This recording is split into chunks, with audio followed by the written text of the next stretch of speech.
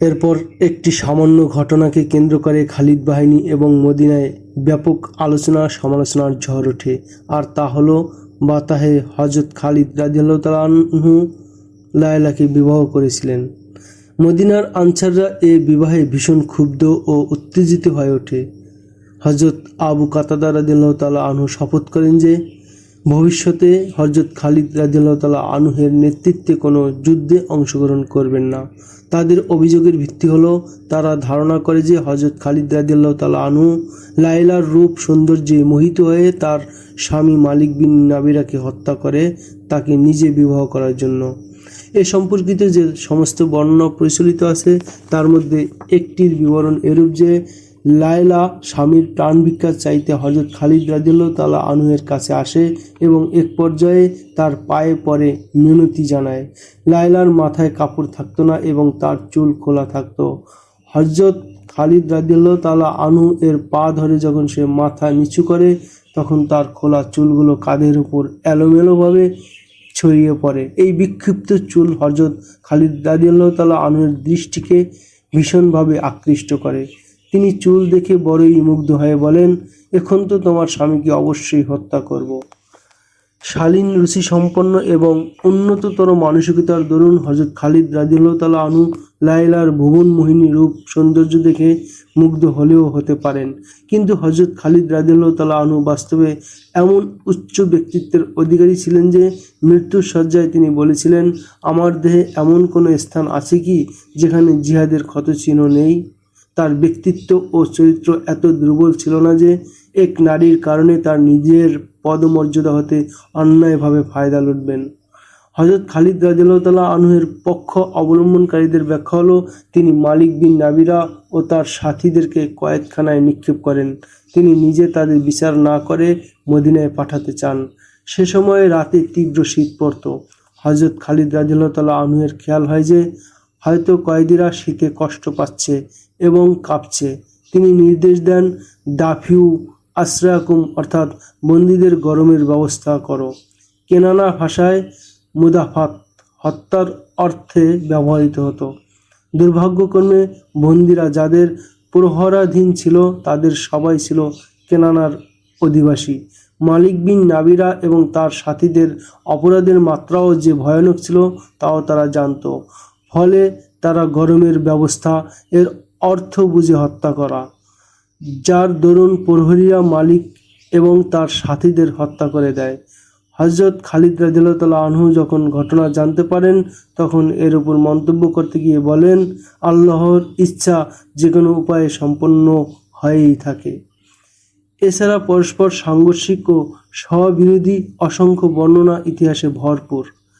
এর কতক হযরত খালিদ রাদিয়াল্লাহু তাআলা আনহুর পক্ষে যায় আর কতক যায় বিপক্ষে।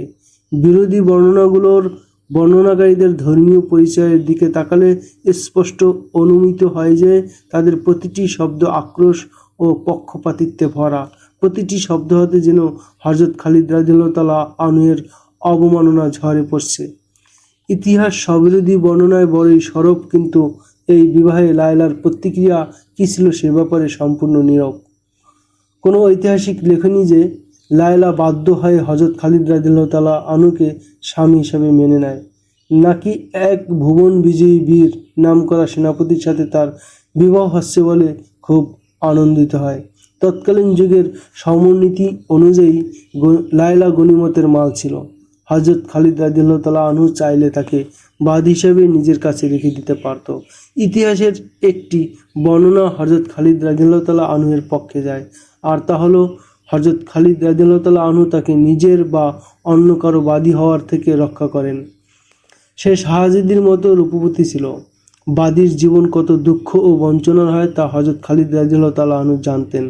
তিনি আরও অনুভব করেন যে লায়লা নজরকাড়া সুন্দরী হওয়ার সাথে সাথে বড় বিচক্ষণ এবং জ্ঞানীও বটে।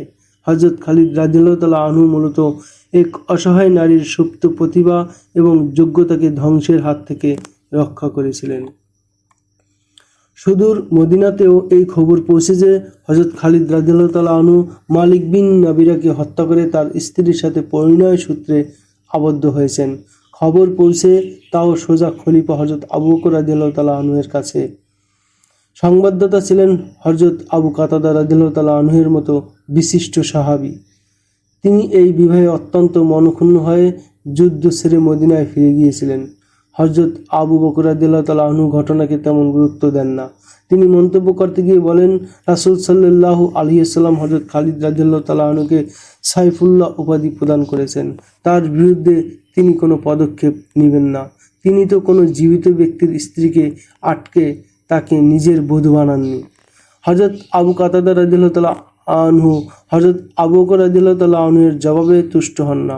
তিনি হযরত ওমর রাদিয়াল্লাহু তাআলা আনহুর কাছে যান এবং তাকে এমন ভাষায় লায়লার সাথে হযরত খালিদ রাদিয়াল্লাহু তাআলা আনহুর বিবাহের কাহিনী শোনান, যার দ্বারা প্রকাশ পায় যে হযরত খালিদ রাদিয়াল্লাহু তাআলা আনহু একজন বিলাসপ্রিয় মানুষ এবং তার এই আয়েশি জীবন স্বীয় কর্তব্য পালনে নেতিবাচক প্রভাব ফেলেছে এবং যুদ্ধযাত্রায় দারুণ ব্যাঘাত ঘটাচ্ছে। বর্ণনা ভঙ্গিতে হযরত ওমর রাদিয়াল্লাহু তাআলা আনহুর ক্রোধ উথলে ওঠে। তিনি আবু কাতাদা রাদিয়াল্লাহু তাআলা আনহুকে সাথে নিয়ে হযরত আবু বকর রাদিয়াল্লাহু তাআলা আনহুর সকাশে উপস্থিত হন।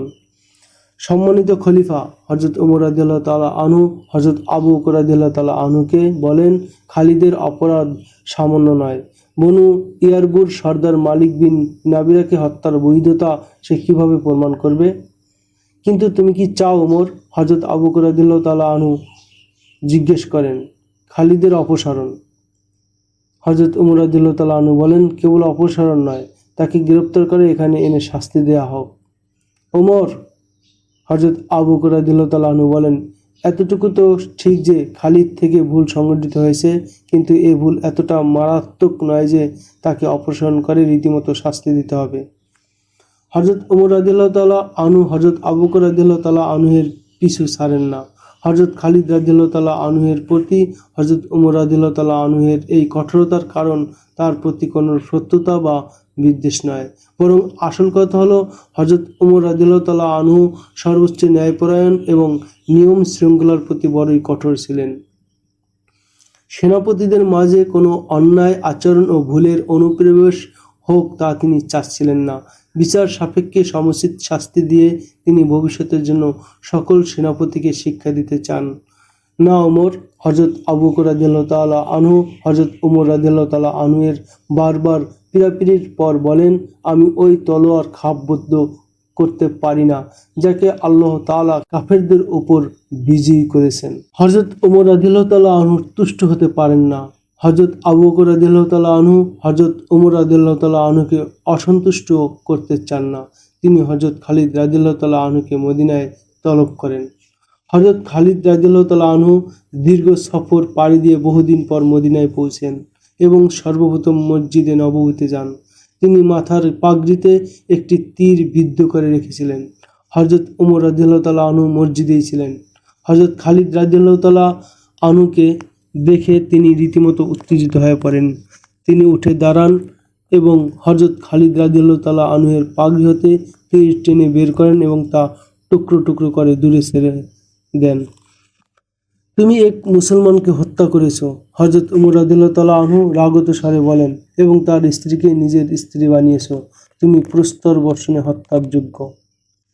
হযরত খালিদ রাদিয়াল্লাহু তাআলা আনহু নিয়মানুবর্তিতায় বিশ্বাসী ছিলেন। তিনি হযরত ওমর রাদিয়াল্লাহু তাআলা আনহুর মর্যাদা ও পদাধিকার সম্বন্ধে ওয়াকিবহাল ছিলেন, ফলে নিশ্চুপ থাকেন। হযরত ওমর রাদিয়াল্লাহু তাআলা আনহুর কোনো কথার প্রতিবাদ করেন না। হযরত ওমর রাদিয়াল্লাহু তাআলা আনহুর রাগ পড়ে গেলে তিনি নীরবে মসজিদ থেকে বেরিয়ে আসেন এবং সোজা খলিফা হযরত আবু বকর রাদিয়াল্লাহু তাআলা আনহুর সমীপে গিয়ে উপস্থিত হন। হযরত আবু বকর রাদিয়াল্লাহু তাআলা আনহুই তাকে কারণ দর্শানোর জন্য ডেকে পাঠিয়েছিলেন। হযরত আবু বকর রাদিয়াল্লাহু তাআলা আনহুর সম্মতি পেয়ে তিনি আত্মপক্ষ সমর্থনপূর্বক মালিক বিন নাবিরার সমস্ত ঘটনা ও অপরাধের বিবরণ দেন। তিনি অকাট্যভাবে প্রমাণ করেন যে মালিক বিন নাবিরা মুসলমান ছিল না, বরং উল্টো মুসলমানদের প্রাণের শত্রু ছিল। হযরত আবু বকর রাদিয়াল্লাহু তাআলা আনহু হযরত খালিদ রাদিয়াল্লাহু তাআলা আনহুকে তিরস্কার করেন এবং তাকে সতর্ক করে দেন যে ভবিষ্যতে এমন কোনো আচরণ যেন না করেন যা অন্যান্য সেনাপতির মাঝে ভুলের প্রচলন ঘটায়। ইমাম তাবারি এবং হাইকাল প্রমুখের বর্ণনা মোতাবেক হযরত আবু বকর রাদিয়াল্লাহু তাআলা আনহু পরিশেষে এই সিদ্ধান্ত ঘোষণা করেন যে বিজিত গোত্রের কোনো নারীকে বিবাহ করা এবং ইদ্যৎকাল পূর্ণ না করা আরবের প্রচলিত রীতির সাথে সামঞ্জস্যপূর্ণ, কারণ এ নারী পরিশেষে বাদী হতো। তাই মনিবের এ ইখতিয়ার রয়েছে যে সে তাকে বাদীও বানাতে পারে, আবার চাইলে বিবাহ করে স্ত্রী বানিয়েও রাখতে পারে। হযরত আবু বকর রাদিয়াল্লাহু তাআলা আনহু সিদ্ধান্ত জানাতে গিয়ে আরও বলেন, বর্তমানে মুসলমানরা চতুর্দিক থেকে বিপদ কবলিত, গোত্রের পর গোত্র বিদ্রোহের ঝান্ডা উঁচু করছে। এর বিপরীতে আমাদের সৈন্য সংখ্যা খুবই অপ্রতুল। এমত অবস্থায় কোনো সেনাপতি শত্রুপক্ষের কোনো নেতাকে ভুলক্রমে হত্যা করে ফেললেও তা কোনো মারাত্মক অপরাধ নয়। খলিফা হযরত আবু বকর রাদিয়াল্লাহু তাআলা আনহু হযরত ওমর রাদিয়াল্লাহু তাআলা আনহুকে এই বলে আশ্বস্ত করেন যে ইসলামের এক ঘোরতর শত্রু মুসাইলামা বিন হানিফা নবুয়তের দাবি করে এক বিরাট শক্তিতে পরিণত হয়েছে। তার অধীনে কম বেশি 40,000 সৈন্য আছে। ইকরামা বিন আবু জাহল ইতিমধ্যে তার কাছে পরাজিত হয়েছে। এখন সবার দৃষ্টি খালিদের দিকে। মুসাইলামাকে পরাস্ত না করতে পারলে ইসলাম মদিনার মাঝেই কার্যত বন্দী হয়ে পড়বে। এই সফলতার জন্য হযরত খালিদের বিকল্প নেই। হযরত ওমর রাদিয়াল্লাহু তাআলা আনহু চুপ থাকেন। তিনিও বিপদের গুরুত্ব যথাযথ অনুধাবন করতে সক্ষম হন। হযরত আবু বকর রাদিয়াল্লাহু তাআলা আনহু হযরত খালিদ রাদিয়াল্লাহু তাআলা আনহুকে নির্দেশ দেন, এখনই বাতাহে রওনা হয়ে যাও এবং সেখান থেকে সসৈন্য মার্চ করে গিয়ে ইয়ামামায় আক্রমণ করে উত্থিত ফিতনার মূলোৎপাটন করো। হযরত খালিদ রাদিয়াল্লাহু তাআলা আনহু অত্যন্ত ভয়ঙ্কর এবং বিপজ্জনক এক যুদ্ধের উদ্দেশ্যে মদিনা থেকে বাতাহে উড়াল দেন। তিনি বাতাসের বেগে এসে বাতাহে পৌঁছান এবং পরবর্তী যুদ্ধের জন্য প্রস্তুতি গ্রহণ করেন।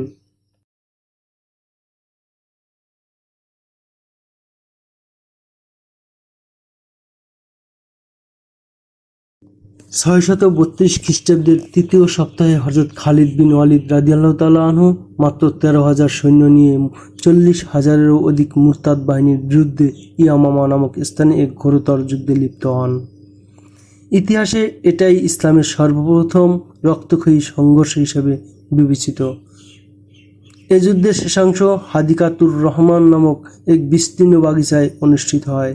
এখানে উভয় পক্ষের এত প্রাণহানি ঘটে যে মানুষ ওই বাগিচাকে হাদিকাতুর রহমান এর পরিবর্তে হাদিকাতুল মওত বা মৃত্যু দানব নামে স্মরণ করে। আজও ওই স্থানটি হাদিকাতুল মওত নামে পরিচিত। মুসাইলামা সম্পর্কে পূর্বে আলোচনা করা হয়েছে। সে নবুয়তের দাবি করেছিল। তার ভক্ত ও অনুসারীর সংখ্যা এত বৃদ্ধি পায় যে তার সৈন্যরা মুসলিম বাহিনীর জন্য মাথা ব্যথার কারণ হয়ে দাঁড়ায়। যদিও এ সময় মুসলমানরা এক বিরাট শক্তিতে পরিণত হয়, কিন্তু অপরদিকে মুসাইলামার শক্তিও বর্ধিত হতে থাকে। এটা যেমন মদিনার জন্য আশঙ্কাজনক ছিল, তেমনি ইসলামের জন্য ছিল উদ্বেগজনক। মদিনা ছিল ইসলামী রাষ্ট্রের হেডকোয়ার্টার। হযরত আবু বকর রাদিয়াল্লাহু তাআলা আনহুর নির্দেশে হযরত খালিদ রাদিয়াল্লাহু তাআলা আনহু বাতাহে এসে মুসাইলামার বিরুদ্ধে যুদ্ধের প্রস্তুতি গ্রহণ করেন। তার জানা ছিল যে পুরাতন দোস্ত সেনাপতি ইকরামা রাদিয়াল্লাহু তাআলা আনহু অত্র এলাকার আশেপাশে কোথাও সৈন্য নিয়ে অবস্থান করছেন, ফলে কঠিন মুহূর্তে তিনি এসে খালিদ বাহিনীকে সাহায্য করবেন। হযরত ইকরামা বিন জাহল রাদিয়াল্লাহু তাআলা আনহু ওই 11 সেনাপতির একজন। খলিফা যাদেরকে বিভিন্ন এলাকায় মুরতাদ এবং বিদ্রোহ দমনের জন্য প্রেরণ করেছিলেন। মুসাইলামার গোত্রের ন্যায় এত শক্তিশালী অন্য কোনো গোত্র ছিল না। তাই প্রথমে এ এলাকায় হযরত ইকরামা রাদিয়াল্লাহু তাআলা আনহুকে পাঠানো হয় এবং তার পশ্চাতে হযরত শারজিল নামে আরেক সেনাপতিকেও প্রেরণ করা হয়। হযরত আবু বকর রাদিয়াল্লাহু তাআলা আনহু সেনাপতি শারজিলকে হযরত ইকরামা রাদিয়াল্লাহু তাআলা আনহুকে সাহায্য করার নির্দেশ দিয়ে পাঠান। হযরত ইকরামা রাদিয়াল্লাহু তাআলা আনহু ইয়ামামায় চলছেন। এটা 2.5 মাস পূর্বের ঘটনা। তখন হযরত খালিদ রাদিয়াল্লাহু তাআলা আনহু অপর ভণ্ডনবী তুলাইহার সাথে শক্তি পরীক্ষায় লিপ্ত। হযরত খালিদ রাদিয়াল্লাহু তাআলা আনহু তুলাইহাকে তুলোধুনু করে পরাস্ত করেন। এ সংবাদ হযরত ইকরামা রাদিয়াল্লাহু তাআলা আনহুর কানে পৌঁছলে তিনি আবেগতাড়িত হন। তখনও পর্যন্ত কোনো গোত্রের সাথে তার সংঘর্ষ হয় না। এর কিছুদিন পরে ইকরামা রাদিয়াল্লাহু তাআলা আনহু আবার জানতে পারেন যে হযরত খালিদ রাদিয়াল্লাহু তাআলা আনহু সালমার শক্তিশালী বাহিনীকে পরাজিত করেছেন। ঐতিহাসিকরা লিখেন হযরত ইকরামা রাদিয়াল্লাহু তাআলা আনহু এর উপর এক ধরনের মানবিক দুর্বলতা প্রভাব বিস্তার করছিল। তিনি সাথের অন্যান্য সেনাপতিকে বলেন, হযরত খালিদ যেখানে একের পর এক রণাঙ্গনে বিজয় অর্জন করে চলছে, সেখানে তিনি এখনো কোনো যুদ্ধের মুখোমুখি হননি। হযরত খালিদ রাদিয়াল্লাহু তাআলা আনহু এবং হযরত ইকরামা রাদিয়াল্লাহু তাআলা আনহু ইসলাম গ্রহণের পূর্ব হতেই পরস্পর ঘনিষ্ঠ সাথী, এক মানের যোদ্ধা এবং রণাঙ্গনে উভয় দক্ষ নেতৃত্বদানে পারঙ্গম ছিলেন। আমরা এমন একটি বিজয় অর্জন করতে পারি না যার সামনে খালিদের সকল বিজয় ম্লান হয়ে যায়। হযরত ইকরামা রাদিয়াল্লাহু তাআলা আনহু অধীনস্থ সেনাপতিদের লক্ষ্য করে বলেন, আমি জানতে পেরেছি শারজিল আমাদের সাহায্যে আসছেন। জানি না তিনি কবে নাগাদ এসে পৌঁছবেন। বেশি দিন অপেক্ষা করা আমার পক্ষে সম্ভব নয়। আমি মুসাইলামার উপর আক্রমণ করতে চাই। মুসাইলামা অর্বাচীন কিংবা নির্বোধ ছিলেন না। তার ভালো করেই জানা ছিল যে মুসলমানরা তার নবুয়ত কোনোভাবেই বরদাস্ত করবে না। যে কোনো দিন মুসলিম বাহিনী এসে তার টুটি চেপে ধরতে পারে। সে নিজ এলাকার প্রতিরক্ষা ব্যবস্থা সুদৃঢ় করে রেখেছিল। চৌকস এবং গোয়েন্দা টিমও প্রস্তুত রাখে। হযরত ইকরামা রাদিয়াল্লাহু তাআলা আনহু সার্বিক দিক বিবেচনা না করেই অগ্রসর হন এবং ইয়ামামার নিকটে এসে পৌঁছান। আবেগে উদ্বেলিত হওয়ার, শত্রুর গতিবিধির উপর নজর রাখার মতো গুরুত্বপূর্ণ বিষয়ে তিনি সতর্ক হতে পারেন না। তিনি শত্রুদের না দেখলেও অপর পক্ষের গোয়েন্দারা ঠিকই তার বাহিনীকে দেখে ফেলে এবং সঙ্গে সঙ্গে মুসাইলামাকে অবহিত করে। উঁচু নিচু টিলা এবং বালিয়ারি এক স্থানে মুসাইলামার কতক সৈন্যের উপর হযরত ইকরামা রাদিয়াল্লাহু তাআলা আনহুর চোখ পড়ে। হযরত ইকরামা রাদিয়াল্লাহু তাআলা আনহু তাদের উপর হামলা চালান, কিন্তু এটা মুসাইলামার একটি পাতা ফাঁদ বই ছিল না। মুসাইলামা অত্র অঞ্চলের ডানে বামে অগ্রে পশ্চাতে বিপুল সৈন্য লুকিয়ে রেখেছিল। গুপ্ত এ বাহিনী চতুর্দিক থেকে ইকরামা বাহিনীর উপর অতর্কিত ঝাঁপিয়ে পড়ে। হযরত ইকরামা রাদিয়াল্লাহু তাআলা আনহু এই ধারণাতীত পরিস্থিতি সামলে উঠতে ব্যর্থ হন। মুসাইলামার বাহিনী তাদেরকে সামলে উঠতে সুযোগ দেয় না। হযরত ইকরামা রাদিয়াল্লাহু তাআলা আনহুর সাথে প্রখ্যাত এবং অভিজ্ঞ সেনাপতি ছিল, কিন্তু রণাঙ্গন ছিল শত্রুর নিয়ন্ত্রণে। তারা মুসলমানদের কোনো চাল সফল হতে দেয় না। ব্যাপক ক্ষয়ক্ষতি স্বীকার করে হযরত ইকরামা রাদিয়াল্লাহু তাআলা আনহুকে পিছে হটে আসতে হয়। হযরত ইকরামা রাদিয়াল্লাহু তাআলা আনহুর পক্ষে এই পরাজয়ের খবর গোপন করা সম্ভব ছিল না। গোপন করলে সৈন্যদেরকেও মদিনায় খবর পৌঁছে দিত। হযরত ইকরামা রাদিয়াল্লাহু তাআলা আনহু পূর্ণ বিবরণ লিখে খলিফা হযরত আবু বকর রাদিয়াল্লাহু তাআলা আনহুর বরাবর পাঠিয়ে দেন। পত্র পাঠে ভীষণ ক্ষুব্ধ এবং মনক্ষুণ্ণ হন।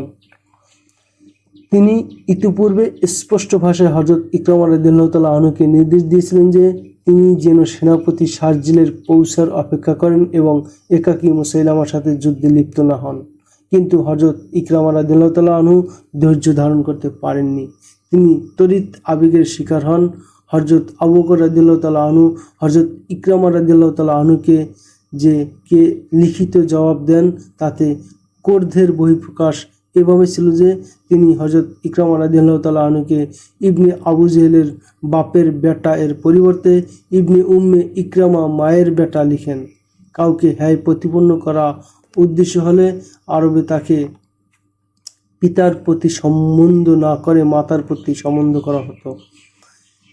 এর দ্বারা এটা বোঝানো হতো যে তোমার জন্মের বিষয়টি বিতর্কিত অথবা তুমি স্বীয় পিতার সন্তান নও। খলিফার পত্রের পূর্ণাঙ্গ বিবরণ। ইবনে উম্মে ইকরামা, আমি তোমার মুখ দেখতে চাই না। তুমি মদিনায় আসো, এটাও চাই না, কারণ তুমি এলে এখানকার জনতার মাঝে নিরাশা আর হতাশা ছড়িয়ে পড়বে। মদিনার ধারে কাছে ভিড়বে না। তুমি ইয়ামামা এলাকা ছেড়ে হুযায়ফার সাথে গিয়ে মিলিত হবে। সম্মিলিতভাবে আম্মানবাসীদের সাথে যুদ্ধ করবে। এখানে যুদ্ধ শেষ হলে আরফাজার সাহায্যার্থে মাহারা চলে যাবে। তারপর ওখান থেকে ইয়ামান গিয়ে মুহাজির বিন আবি উমাইয়ার সাথে গিয়ে মিলিত হবে। যতদিন তুমি সফল সেনাপতির পরিচয় দিতে সক্ষম না হবে, ততদিন আমাকে তোমার মুখ দেখাবে না। আমি তোমার সাথে কথা পর্যন্ত বলবো না। খলিফা হযরত আবু বকর রাদিয়াল্লাহু তাআলা আনহু অপর সেনাপতি হযরত শারজিল রাদিয়াল্লাহু তাআলা আনহুর বরাবর নির্দেশ পাঠান যে যেখানে বর্তমান আছো সেখানেই অবস্থান করে হযরত খালিদ রাদিয়াল্লাহু তাআলা আনহুর অপেক্ষা করো। হযরত খালিদ রাদিয়াল্লাহু তাআলা আনহু এলে নিজের সৈন্য তার হাওলা করে দিয়ে নিজেও তার অধীন হয়ে যাও। হযরত খালিদ রাদিয়াল্লাহু তাআলা আনহুকে জানিয়ে দেওয়া হয় যে হযরত শারজিলের রাদিয়াল্লাহু তাআলা আনহুর সৈন্য নিয়ে তিনি পেয়ে যাবেন। এতে তিনি এই চিন্তার সময় বেজায় খুশি হন যে এবার তিনি অতি সহজে মুসাইলামার মোকাবিলা করতে সক্ষম হবেন। তার আশা ছিল হযরত শারজিলের সৈন্যরা পূর্ণ তেজদীপ্ত হবে, কিন্তু এই সৈন্য যখন হযরত খালিদ রাদিয়াল্লাহু তাআলা আনহু লাভ করেন তখন তারা তেজোদ্যম ছিল না, অধিকাংশই হতোদ্যম এবং কতক ছিল রক্তাক্ত আহত। কি হয়েছে শারজিল? হযরত খালিদ রাদিয়াল্লাহু তাআলা আনহু ঘটনার ব্যাখ্যা চান। একরাশ লজ্জা ছাড়া কোনো জবাব আমার কাছে নেই। শারজিল আহত স্বরে বলে, আমি খলিফার নির্দেশ অমান্য করেছি। আমার প্রতি কেন্দ্রের নির্দেশ ছিল হযরত ইকরামাকে সাহায্য করার জন্য, কিন্তু আমার পৌঁছার পূর্বেই ইকরামা মুসাইলামার সাথে সংঘর্ষে লিপ্ত হয়ে পিছু হটে আসে। এটা একটি আত্মপ্ররোচনা ছিল যা আমাকেও কাবু করে যে একটি বিজয় তোমার খাতায় লেখা হয়ে যাক। অত্যন্ত বিচক্ষণ এবং দূরদর্শী হযরত খালিদ রাদিয়াল্লাহু তাআলা আনহু বিদ্রুপের ভঙ্গিতে হযরত শারজিলের জবাব পূরণ করতে গিয়ে বলেন, বিচ্ছিন্ন পাথরের কোনো শক্তি নেই শারজিল, কিন্তু এই পাথর যুগে যখন কোনো প্ল্যাটফর্ম তৈরি হয় তখন এটা এত শক্তিধর হয়ে ওঠে যে যেই তার সাথে একবার মাথা ঠোকে সে দ্বিতীয়বার মাথা ঠোকার জন্য আর জীবিত থাকে না। ব্যক্তি স্বার্থ এবং আত্ম অহমিকার পরিণাম দেখেছ তো? ইকরামার মতো অভিজ্ঞ সেনাপতিও চরমভাবে পর্যুস্ত হয়েছে। আমি তোমার প্রতি এই অনুগ্রহ করছি যে তোমার নির্বুদ্ধিতার খবর খলিফাকে জানতে দেব না। হযরত শারজিল বিন হাসান রাদিয়াল্লাহু তাআলা আনহু হযরত ইকরামা রাদিয়াল্লাহু তাআলা আনহুর মতো ভুলের শিকার হয়েছিলেন। তিনিও হযরত খালিদ রাদিয়াল্লাহু তাআলা আনহুর বাজি জেতার উদ্দেশ্যে প্রতিমধ্যেই মুসাইলামার সৈন্যদের সাথে সংঘর্ষে লিপ্ত হন এবং হযরত ইকরামা রাদিয়াল্লাহু তাআলা আনহুর মতো পিছু হটে আসতে বাধ্য হন। জাঁকজমকপূর্ণ দরবারে উপচে পড়া ভিড় মুসাইলামার মধ্যমণি, দরবারের প্রধান আকর্ষণ। তাকে ঘিরে দরবার দারুণ জমে উঠেছে। সুকৌশলে খর্বকায় এবং কুৎসিত এই লোকটি ইতিমধ্যে পুরোপুরি নবী হয়ে গিয়েছিল। তার গোত্র বনু হানিফা প্রথম থেকেই তার নবুয়তের স্বীকৃতি প্রদান করে। অন্যান্য গোত্রের লোকেরাও বড় আবেগ ও আগ্রহ নিয়ে তার হাতে বাইয়াত ও তাকে এক পলক দেখতে ভীষণ উদ্গ্রীব থাকত। মানুষ তার শক্তি এবং অলৌকিক গুণ দেখেছিল। এখন তার অনুসারীরা আরও দুটি জলজান্ত মজিজা দেখে নেয়। তারা মুসলমানদের দুই প্রখ্যাত সেনাপতিকে স্বল্প সময়ে অনায়াসে রণাঙ্গন থেকে তাড়িয়ে দিয়েছিল। ধর্ম ও দৃষ্টিভঙ্গির দিক দিয়ে মুসলমানরা রেশমের চেয়েও মোলায়েম ছিল, কিন্তু যুদ্ধের ময়দানে গিয়ে তারা ইস্পাতের চেয়েও শক্ত এবং বিদ্যুৎ গোলকে পরিণত হতো। সমর দৃষ্টিকোণ থেকে মুসলমানরা রীতিমতো ভয়ঙ্কর দানবের রূপ পরিগ্রহ করেছিল। হযরত ইকরামা রাদিয়াল্লাহু তাআলা আনহু এবং হযরত শারজিল রাদিয়াল্লাহু তাআলা আনহু নিজেদের ভুল এবং বিচক্ষণতার স্বল্পতার দরুন পরাজিত হয়েছিল, কিন্তু বনু হানিফা এটাকে তাদের ভণ্ডনবীর মজিজা এবং অলৌকিকতার খাতায় লিপিবদ্ধ করেছিল। তারা গর্বের সাথে বলতো, মুসাইলামা সারা মুসলমানদের পরাজিত করার মতো আর কে আছে? নাহারুর রিজাল মুসাইলামা নিকটে বসা তার ডান হাত হিসেবে পরিচিত নাহারুর রিজালকে সম্বোধন করে বলে, এখন আমাদের মদিনামুখী হওয়ার প্রস্তুতি নেওয়া দরকার। মুসলমানদের মধ্যে এখন আগের সেই শৌর্যবীর্য নেই। পূর্বে বর্ণিত হয়েছে যে নাহারুর রিজাল রাসূল সাল্লাল্লাহু আলাইহি সাল্লামের সান্নিধ্য থেকে পবিত্র কুরআন পড়া শিখেন এবং শরীয়তের উপর গভীর ব্যুৎপত্তি অর্জন করেন। রাসূল সাল্লাল্লাহু আলাইহি সাল্লাম তাকে মুবাল্লিগ করে মুসাইলামার এলাকায় পাঠান, কিন্তু তিনি মুসাইলামার জাদুর কাছে পরাস্ত হয়ে পড়েন। ফলে নিজেও তার ভক্ত হয়ে মুসাইলামার নবুয়তের ব্যাপক চর্চা শুরু করেন। কুরআনের আয়াতের বিভিন্ন অপব্যাখ্যা করে তাদেরকেও মুসাইলামার অনুসারীর কাতারে এনে দাঁড় করায়, যারা একদা খাঁটি ইসলাম কবুল করেছিল। মুসাইলামা তার অসাধারণ পাণ্ডিত্য ও গুণে মুগ্ধ হয়ে তাকে প্রধান উপদেষ্টা বানায়। এটা ছিল শরাব এবং নারী রূপের জাদুর কারসাজি। মুসাইলামা নিজেও অত্যন্ত খর্বকায় এবং জঘন্য চেহারার হওয়া সত্ত্বেও নারী মহলে সে অত্যন্ত প্রিয় পাত্র ছিল। ঐতিহাসিকের মন্তব্য, তার চেহারায় মহিলারা এক ধরনের বিশেষ আকর্ষণ অনুভব করত। সাজ্জা এর মতো নারী ক্লিওপেট্রার ন্যায় সমর শক্তি নিয়ে মুসাইলামাকে পরাস্ত করতে এসে মাত্র এক সাক্ষাতেই তার স্ত্রী হয়ে যায়। এটা মুসাইলামার দৈহিক শক্তি এবং জাদুর নৈপুণ্য ছিল। অল্প সময়ের ব্যবধানে এক বিরাট সমর শক্তি অর্জন করেছিল। হযরত ইকরামা রাদিয়াল্লাহু তাআলা আনহু এবং হযরত শারজিল রাদিয়াল্লাহু তাআলা আনহুর মতো সেনাধ্যক্ষকে পিছু হটিয়ে তার এবং বাহিনীর সাহস বহুগুণে বৃদ্ধি পেয়েছিল। ফলে তারা এখন মদিনা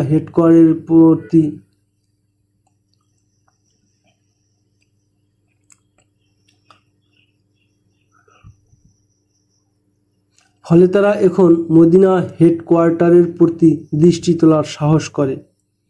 সে দরবারে উপবিষ্ট প্রধান উপদেষ্টাকে মদিনা আক্রমণের সার্বিক প্রস্তুতির কথা বলে। নাহারুর রিজাল কোনো মন্তব্য করার পূর্বেই মুসাইলামাকে জানানো হয় যে এক গোয়েন্দা আপনার শরণাপন্ন। মুসাইলামা তৎক্ষণাৎ তাকে ভিতরে নিয়ে আসতে বলে। মুসলমান বাহিনী এগিয়ে আসছে। গোয়েন্দা এসেই খবর দেয়, সংখ্যায় তারা 10 থেকে 15,000-এর মধ্যে। তোমরা যখন তাদের দেখেছ তখন তারা কোথায় ছিল? মুসাইলামা জিজ্ঞেস করে। হানিফা উপত্যকার খানিকটা দূরে, গোয়েন্দা জবাবে বলে। এতক্ষণ আরও এগিয়ে এসে থাকবে। হতভাগাদেরকে মৃত্যু হানিফা উপত্যকায় টেনে এনেছে, মুসাইলামা অহংকারের সাথে বলে।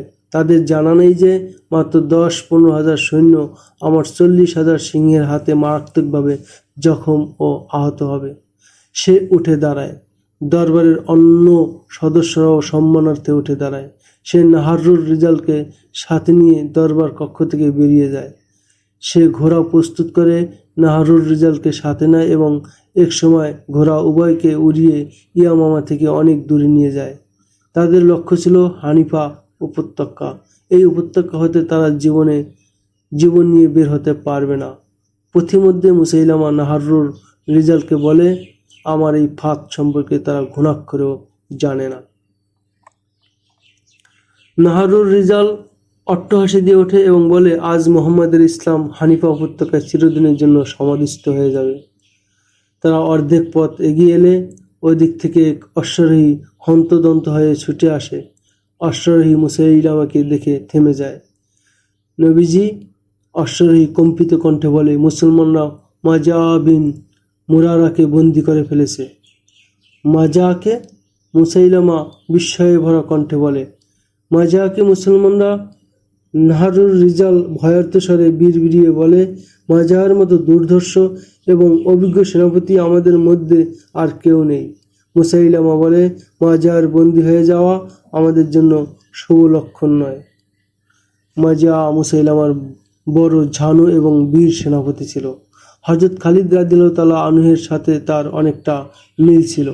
ঐতিহাসিকদের অভিমত, হযরত খালিদ রাদিয়াল্লাহু তাআলা আনহুর বিরুদ্ধে লড়াই করা এবং সমর চালার যোগ্যতা একমাত্র মাজার মধ্যেই ছিল।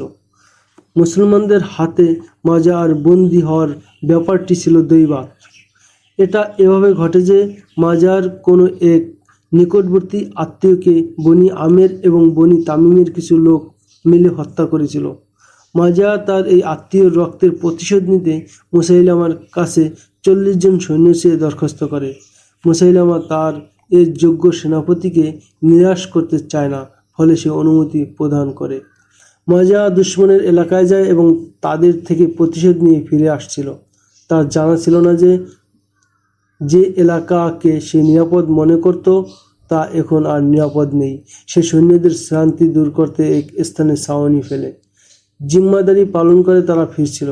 ঘোড়ার জিন খুলে তারা শুয়ে পড়ে। ক্ষণিকের মধ্যেই গভীর নিদ্রায় হারিয়ে যায়। ঘটনাক্রমে হযরত খালিদ রাদিয়াল্লাহু তাআলা আনহুর বাহিনী এ পথ দিয়েই আসছিল।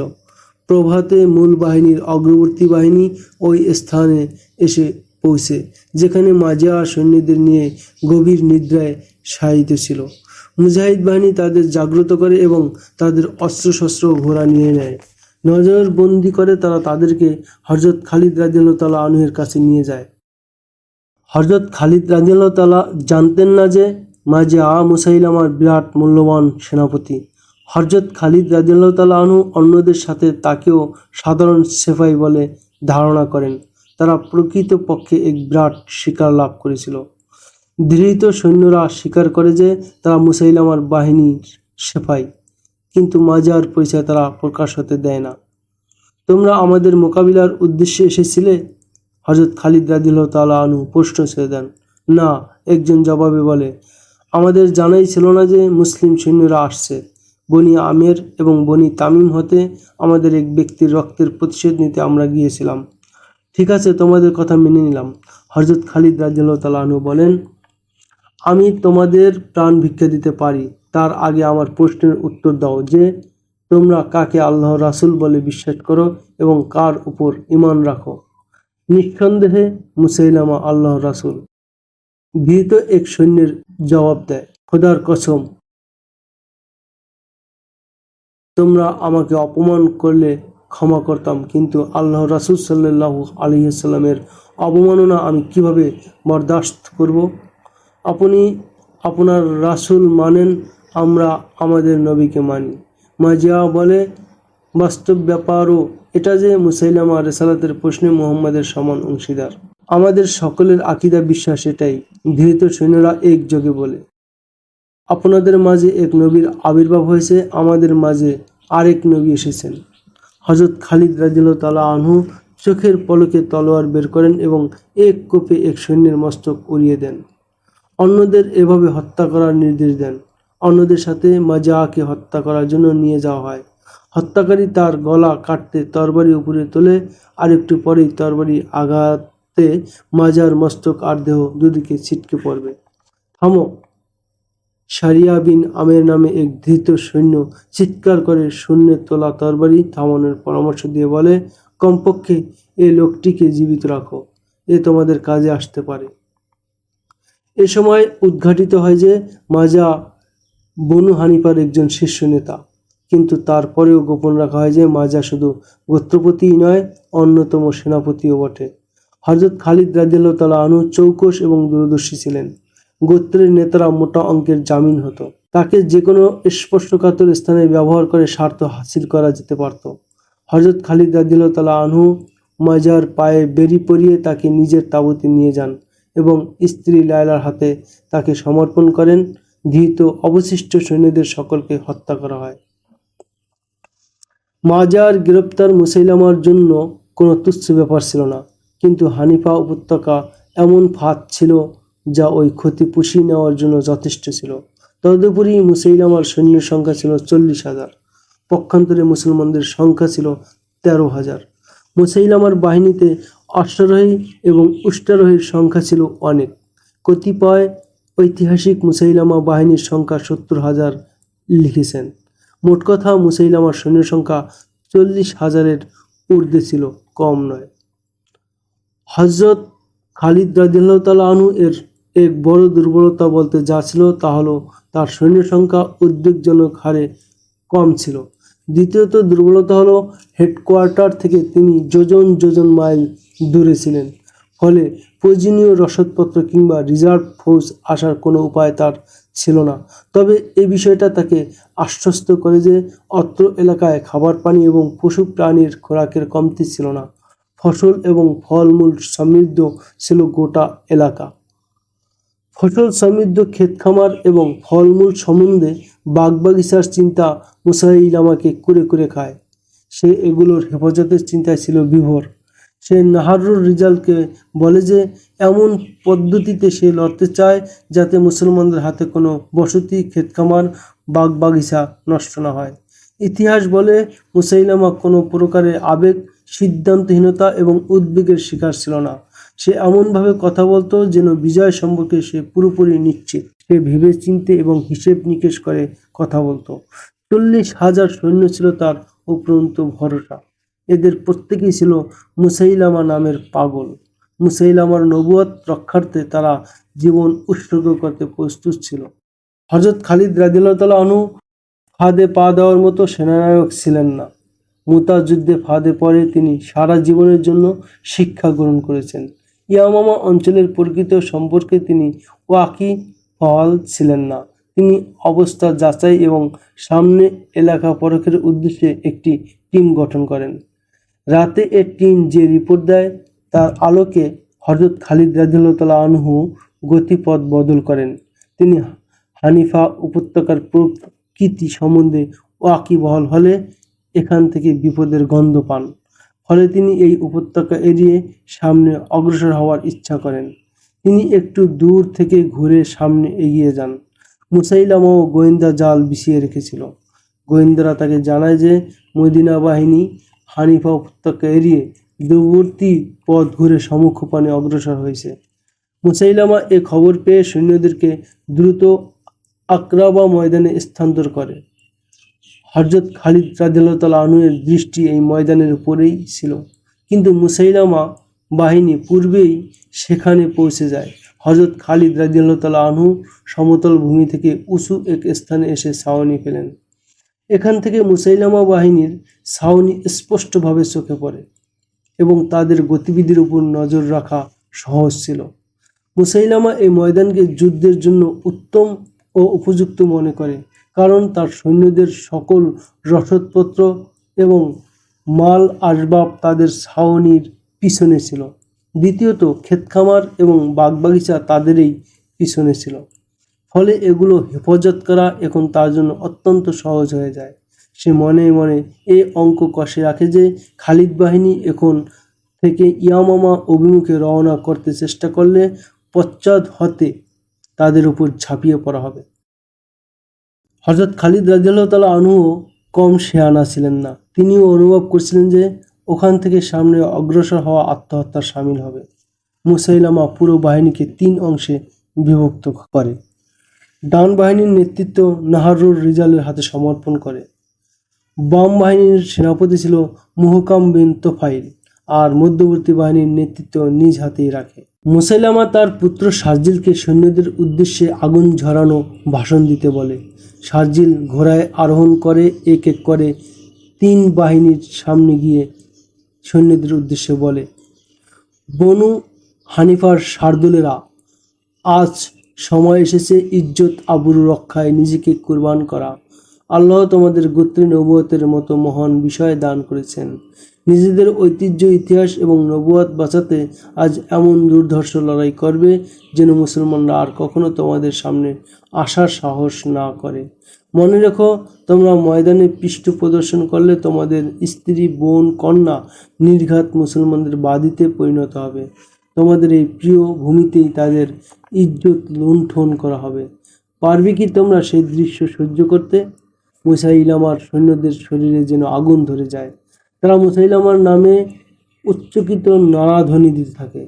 অবলা অস্ত্রগুলো বারবার পদাঘাত আর রেশা রব তুলে সৈন্যদের সাথে একাত্মতা ঘোষণা করে।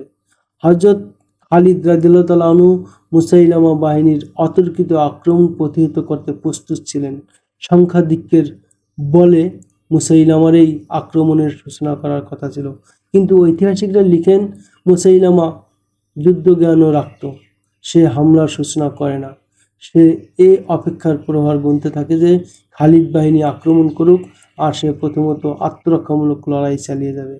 এভাবে খালিদ বাহিনী আক্রমণ করতে করতে যখন ক্লান্ত হয়ে পড়বে, তখন সে পূর্ণ শক্তি নিয়ে চতুর্দিক হতে তাদের উপর ঝাঁপিয়ে পড়ে কচুকাটা কাটবে।